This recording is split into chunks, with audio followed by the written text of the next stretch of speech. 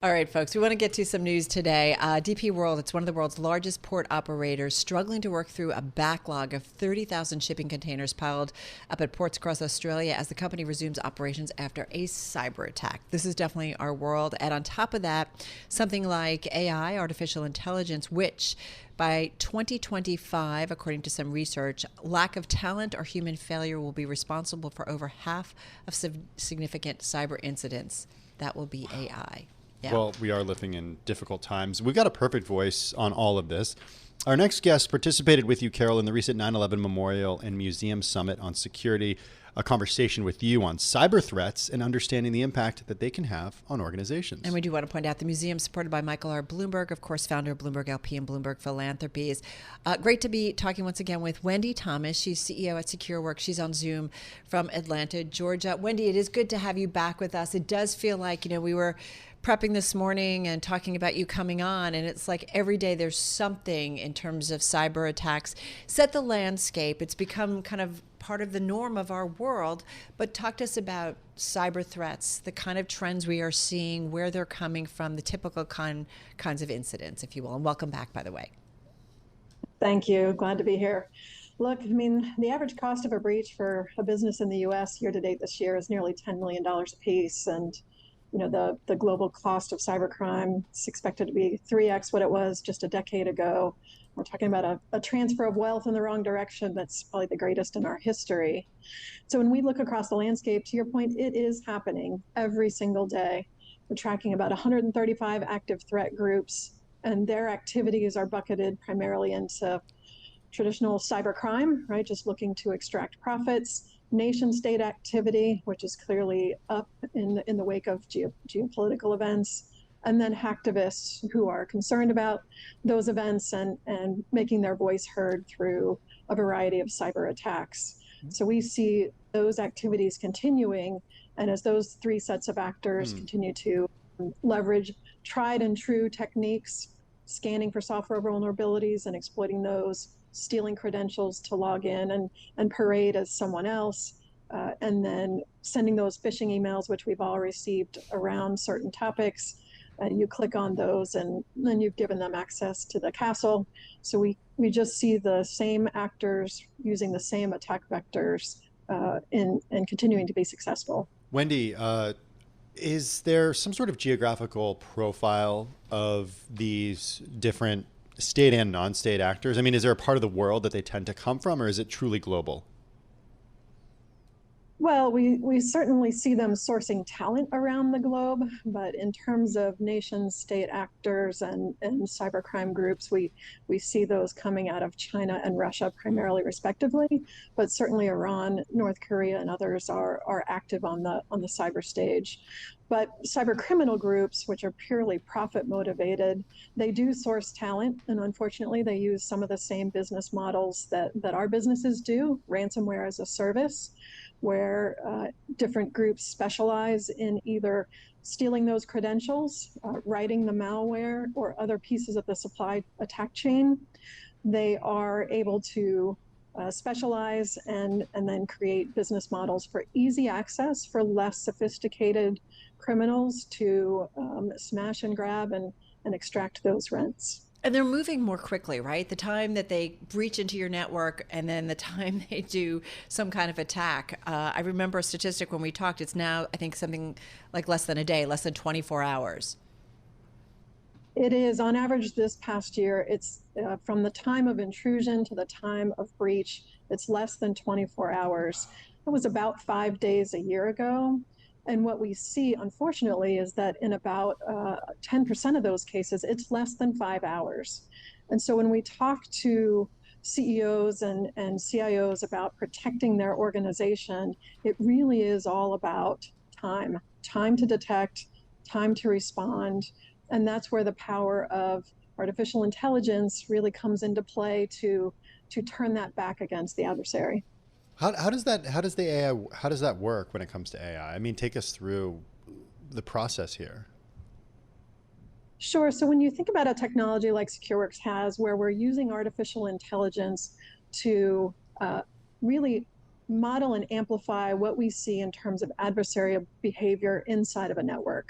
So it's one thing to use software to detect when they're deploying malware in an organization, but it's another thing to know that the CEO's behavior online or accessing certain information is unusual or anomalous.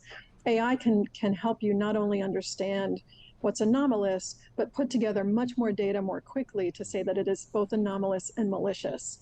And the ability to detect that quickly, to prioritize that, to raise it up to attention, and then for the system to orchestrate the response to protect the network is incredibly important. Security has to move at the speed of business. Wendy, when you guys have either a new client or existing client, I mean, tell us, are a lot of organizations, it could be nonprofits as well as publicly held companies or small companies, mid-sized companies, I guess I'm asking, are most institutions unprepared, underprepared?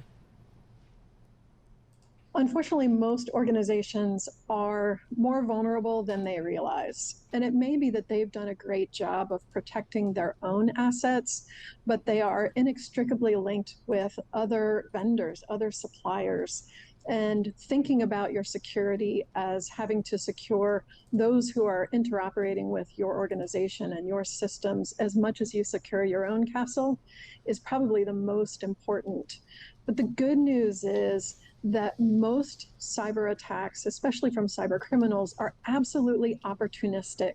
And so just creating some degree of friction that makes it more difficult for them to find that unlocked back door goes a long way in terms of, if not preventing breaches, absolutely mitigating the impact to the business. You know, I remember when we talked, and I came in kind of hot and heavy into our studio on the Monday. It was after 60 Minutes had aired a report. It was about the Five Eyes, and this was the 5 security service heads or spy chiefs from the US, UK, Canada, Australia, New Zealand, and they had taken a trip to Silicon Valley, and they were talking about the greatest threat to innovation in the countries of the Five Eyes, and that was the threat, and specifically Chinese industrial espionage, which I think is kind of timely considering this week we've got the meeting of President Xi and President Biden, frenemies, if you will, need each other, but also are very wary of each other, I think is a safe way of saying.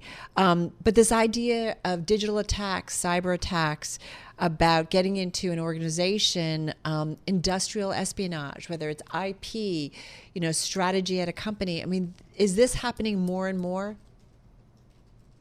So China is absolutely the most active nation state that we see from a cyber perspective. And we watch them evolve over time. So in the past, those threat groups have had a reputation for sort of smash and grab. So steal that intellectual property around something that's important, electric battery development or even agricultural innovation and scale. And so that emphasis was really about just achieving the objective as quickly as possible. But what we've seen more recently is that a growing number of Chinese threat groups have demonstrated an increasing focus on stealth and operational security in their intrusions. And so it is often difficult for organizations to know that the Chinese are in fact inside of their networks and able to, over a sustained period of time, not only collect information, but determine what information is most valuable and important to them, and do so leaving a minimal intrusion footprint by leveraging a set of defense evasion techniques that we've seen increasingly in place. Hey, one thing, Wendy, I always like to ask people in your positions are just how you conduct yourself as a normal consumer online. You know what is possible, you know what to watch out for, of course, but you also probably do online banking, and you probably have many, many passwords for consumer-facing websites. Mm-hmm. How do you do it? I do have a little extra vigilance around my online activities and persona, as you might imagine. First and foremost, I do use separate devices for doing things like online banking. One of the most important things you can do is absolutely difficult and unique passwords for your online activity. I'm sure all of you have received emails where your password has been stolen, and therefore if it is able to access any other application online that you're using, it's really important that you have a diversity of passwords and that you have secured the location of those passwords. No putting those in your phone notes or that type of thing when they're accessible. So for me, it's those things plus just vigilance, being very thoughtful around the emails that I get. I rarely click on links, even though they appear to be from family members or others. But it's just about a heightened awareness and carefulness in terms of your digital footprint. Two-factor authentication always? Always. There are very inexpensive ways for you to be able to do that aren't just necessarily your phone versus your iPad, but things like YubiKeys and others are a great way to just provide that extra layer of friction. As I said, lock that back door, and that cyber criminal will move to a much easier target. What about, like, you mentioned strong and unique passwords? I've used for a decade a password manager. It is the most painful process, I will tell you that. Do you use a password? It's the only way to have strong and unique passwords. I mean, do you agree? Is that the only way to do it? It is a great way is to use a password manager, but even those are not foolproof. So again, as you think about defense in layers of your environment, so that physical multi-factor authentication in addition to the password managers, it's just that diversification of multiple steps in the process, which, to your point, is not very fun, but it is a way to prevent your identity or your financial access to be stolen. You know how much fun I am, Carol? I once got password managers for my parents for Christmas one year. That's how much fun I am. You are a good son. That's really, oh my God, we do a lot of talking about passwords and protecting, certainly at home. What are it's interesting, a lot of your business is in the US, but you're global. And I'm just curious, in terms of the growth of your company, you're publicly held, where is the business side growing the most for you guys? So you're right. Secureworks is about 40% outside of the US, and we definitely see the fastest growth outside of the US in terms of security maturity. A lot of US organizations, especially financial institutions, were early adopters of cybersecurity defenses for both reasons of protecting their business as well as for compliance reasons. And we see that adoption accelerating pretty rapidly outside of the US, not just as new laws are put in place around requiring certain cybersecurity elements and data protection elements, but also just as those organizations come under attack and realize how important it is to make the investment, and that making the investment in prevention is much less expensive than a breach.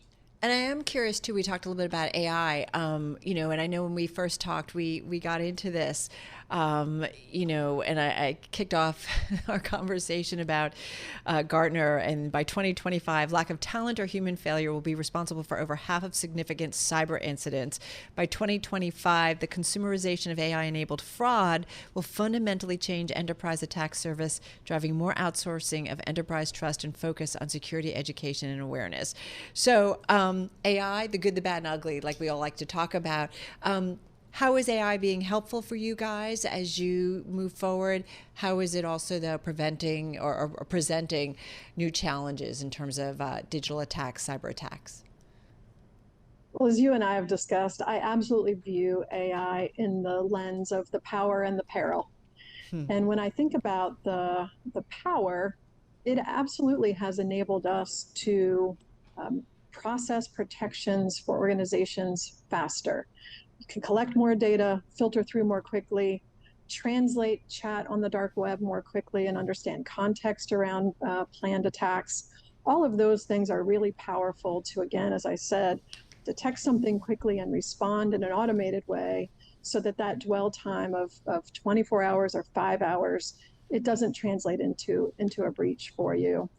The peril side of that is we certainly see the ability for adversaries to leverage AI to attack, and whether it's the use of things like deep fakes or even just making those phishing emails more believable, more visually accurate. The language is exactly the way that your institution would speak to you. They might have a little bit of personalized information in there. And so when we think about the threat actor community sharing learnings around how to use AI, answering questions in forums with each other about how to best leverage this new technology to attack. We absolutely have to, as a set of individuals, citizens, companies, security companies, and as governments, think about collaborating together as a community to advance both AI and our protections against its use against those of us who are trying to use it in the right way. We're speaking right now with Wendy Thomas. She is the CEO at Secureworks, joining us on Zoom from Atlanta. Wendy, before we let you go, give me an idea of the way that budgets have shifted around IT spending or security spending, such as this, just in your time at Secureworks, in terms of percentages. Like when the C-suite is planning out the next year, next 5 years, how much of that funding now, how much of their spend is going to keeping their own systems safe? So we think about it in terms of IT spend as a percent of revenue, and then security spend as a relative percentage of that IT spend. And in the times of everyone digitizing their business, and particularly when we went to remote work during COVID, that digitization spend accelerated. But what we've seen particularly is that the security portion of that IT spend, it can now be as much as 40 or 50% of that, which is just a function right now of where the investment needs to go relative to the threat in the landscape. I think that will normalize over time, but it is definitely growing as a percent of revenue, just given the environment in which all these organizations are operating. It's interesting to see the way that it's shifted. Yeah, absolutely. I mean, I anecdotally, Carol, yeah. I don't know what it's gone from like front and center in terms of the way that we're trained to think about incoming emails, the way we're trained to stay safe online. I mean, it's such a big part of what companies do these days because, as you mentioned, the risks are so huge. Yeah, I think about it, Wendy, that it's just everything is digital. Everything is, it's so easy. There's probably so many entry points. And you're right, Tim. I mean, our security is pretty extreme, but you understand why. Hey, in terms of the nitty gritty of your business, and you and I talked about this before, but since we've got you back again, we're in this, it was a funny market day. It was kind of quiet. We're waiting for a lot of things. When you look at the outlook, 6 to 12 months, how does the economy feel for you guys? And you obviously have a lot of clients that play into so many different sectors of the economy. So how does it look, or what are you hearing from them? Sure. We have seen pretty similar behavior, I'd say, throughout this year. So nothing has changed in recent weeks per se, but what we see is a general level of optimistic caution. So it's not that businesses are not investing, they absolutely are. Whether it's in security or digital transformation or other expansions of their business, but they are just doing so with a level of scrutiny around that spend to ensure that, one, they have the right partner, and they do a lot of that through referenceable other customers. Two, that they can measure the return on that investment. And three, they have flexibility over time for that investment to remain valuable to their business as it can evolve with their changes in strategy and approach. All right. Well, good stuff as always. Thank you so much. I'm so glad we were able to check in with you again and really appreciate all the time. Wendy, be well. Wendy Thomas, she's the CEO at Secureworks, joining us on Zoom from Atlanta, Georgia.